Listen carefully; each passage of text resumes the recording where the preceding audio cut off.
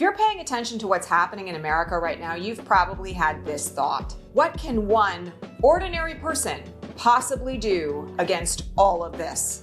Because let's face it, we're fighting back against billionaires, corrupt politicians, rampant propaganda, and institutions on the verge of total collapse. And if you're anything like the average person who cares about this stuff, you've probably done a few things in response. Maybe you've donated to causes you've cared about. Maybe you've marched in a No Kings rally. Maybe you've made phone calls. And if you're anywhere near social media, you've probably argued with strangers online. And you're probably honestly wondering if any of those limited steps that you've taken actually matter. And unfortunately, I have to tell you that in today's environment, doing things sporadically here or there without any strategy, support, or community around you is not going to be effective. But I also have to share with you a real truth, which is that it is ordinary people throughout history who have defeated authoritarian movements. Not because they were rich, not because they were famous, not even because they were elected politicians, but because they understood a principle that most of us don't yet get. And that principle is that political power is not something that you have. It's something that you build. And by the end of today's video, you're going to know the 4 very simple steps to build political power against fascism where you live. Before we dive in, I'm Elizabeth Cronise McLaughlin. I'm a former human rights lawyer, a lifelong activist, and for the last 15 years, I've been working with people who have been fighting to make change in real and substantial ways in these incredibly challenging times. If you're someone who knows you're meant to do more, but you're not exactly sure how to do it, I want to invite you to apply for a complimentary consulting call with us at the Ripple Effect Institute at the link below. We'll walk through your ideas, your challenges, your skills, and your talents, and you'll leave with great advice on the next best step for you. The link to apply is below. Now, let's talk about how power actually works. Part 1. We've been lied to about power. Let's just be frank about this. One of the greatest successes of modern authoritarian and fascist movements has been convincing ordinary people that power belongs exclusively to politicians or billionaires or celebrities or people with millions of followers. But every movement that has ever changed history, from the French Resistance to the United States Civil Rights Movement to the fight for marriage equality to labor unionization, has been fought primarily by ordinary people. By teachers and parents and retirees, by lawyers and nurses, by faith leaders and the working class. People who weren't famous, just people who simply decided that they weren't willing to wait for change anymore. Because here's a really critical secret that we should remember in this era. Politicians do not create movements, but it's movements as people come together to fight for change that actually create the conditions in which politicians have to respond. Politicians are almost always forced to respond to organized communities, not to individual outrage and not to random social media posts. One angry voter has almost no leverage, but 10,000 angry voters absolutely do. That is real political power. Now, I want to talk for a minute about what this looks like in real life. Because I know that if you're thinking about how you can be a part of the solution to what we're facing down right now, it can be kind of hard to imagine what that might look like.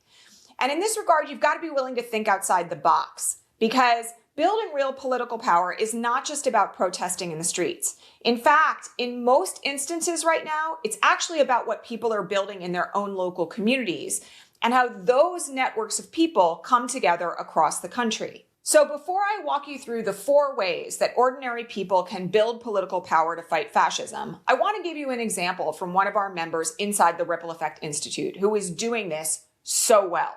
His name is Matt. Like so many people after the last election, Matt was really worried about what was happening in this country, and especially what growing authoritarianism meant for already marginalized communities of LGBTQ folks, neurodivergent folks, trans folks, and other people that he really cares about. And particularly, Matt's concern has been about safety. But instead of asking the question, how do I stop fascism?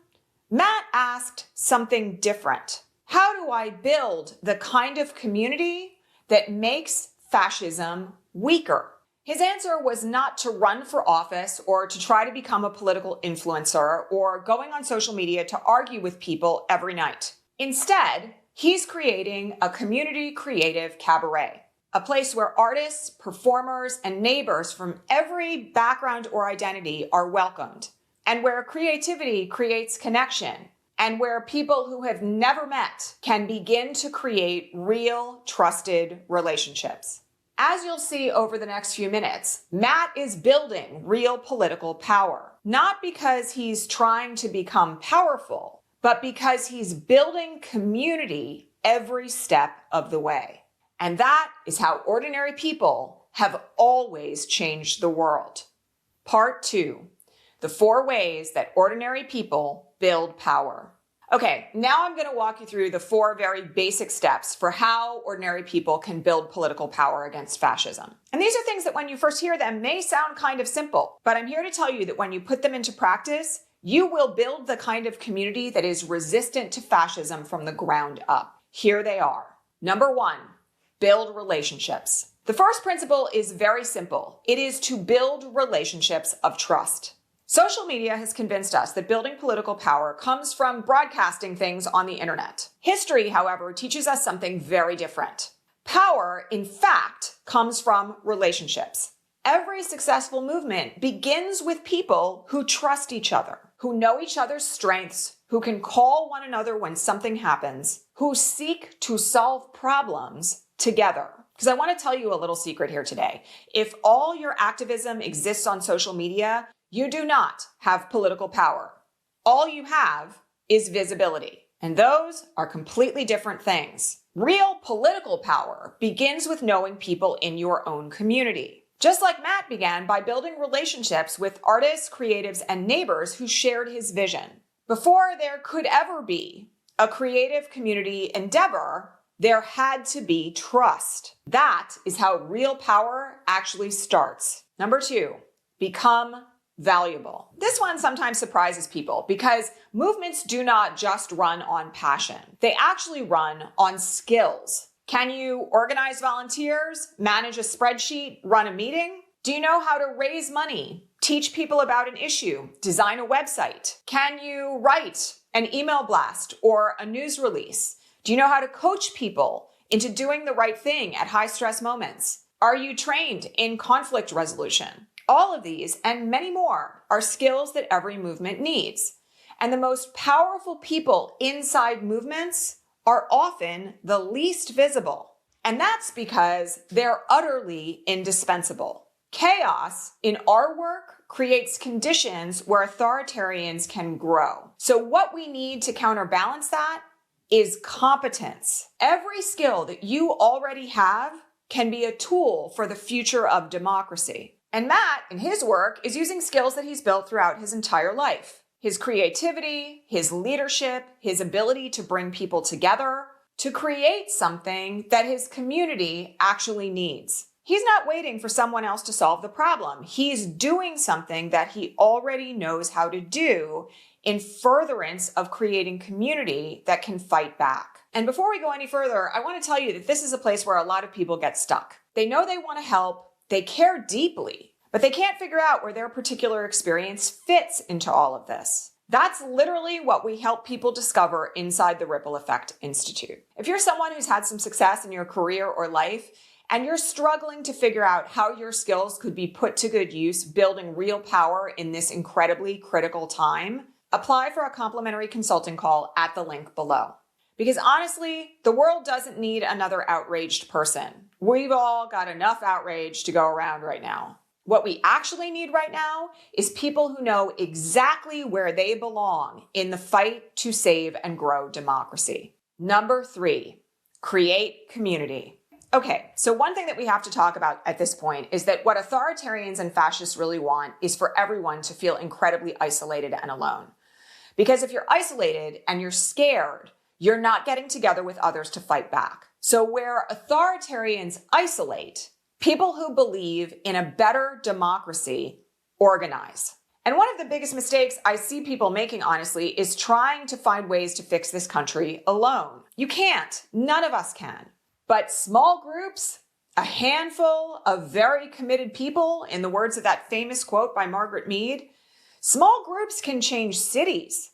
Small groups can change the administration of the law inside states. Small groups can get the right people elected to office. And all of those efforts together can change countries and shape culture and save lives. Community is not just emotionally important. It's politically mandatory. And it's also strategically necessary so that people who care deeply do not burn out. Communities are what endure through the darkest moments of history. And this is another moment where Matt's project becomes such a powerful example. He is not simply organizing community creativity or group performances. He's creating a space where people who have all too often felt excluded can find belonging, where artists can collaborate, where neighbors can meet, where people who might have otherwise never crossed paths can begin building real and sustained relationships. And that, my friends, is much bigger than a community art project or a performance venue. That's actually democratic infrastructure. Every community that we build makes authoritarianism a little weaker because people become connected instead of isolated. And that connection gives them hope and support and belief that they can make a real difference in this time. Number 4, stay in the fight. So here's something that nobody really talks about. Political power compounds. The person who's been showing up for their community over the last 5 years has exponentially more power than someone who just started yesterday. Not because they're smarter, but because they have built community trust. And as relationships compound and trust compounds, political power is built from the ground up. People begin asking for the advice of those who are known and trusted.